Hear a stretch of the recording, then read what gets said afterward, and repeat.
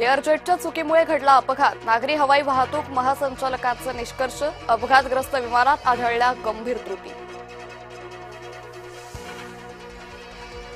भाजपाच्या समन्वय समितीच्या बैठक पडली पार. राज्यसभेच्या 4 जागांसाठी झालं मंथन.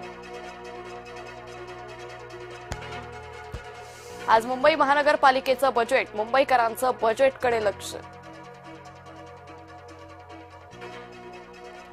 विधानसभेत सुमारे 12,000 कोटींच्या पुरवणी मागण्या. अर्थमंत्री देवेंद्र फडणवीसांनी मांडल्या पुरवणी मागण्या.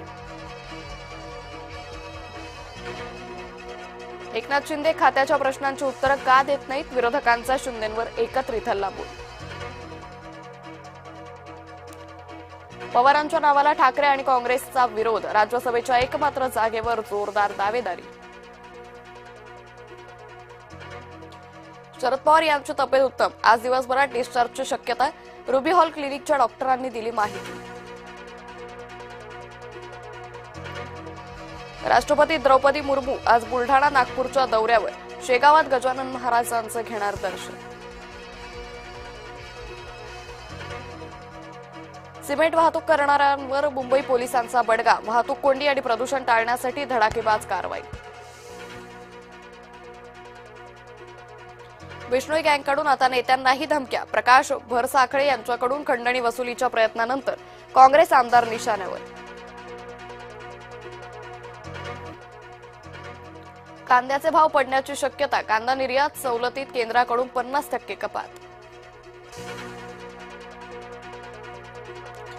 नागपुरातील पेपरफुटी प्रकरणी चौघं अटकेत. चौकशीसाठी 5 सदस्यीय तपास पथकाची स्थापना.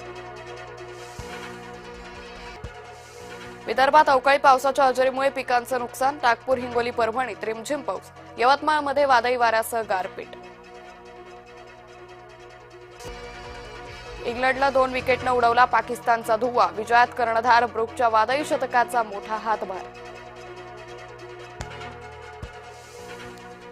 आज यजमान लंकेसमोर बलाढ्य किवीजचं आव्हान. सेमीजमध्ये पोहोचण्यासाठी दोन्ही संघांना विजय अनिवार्य.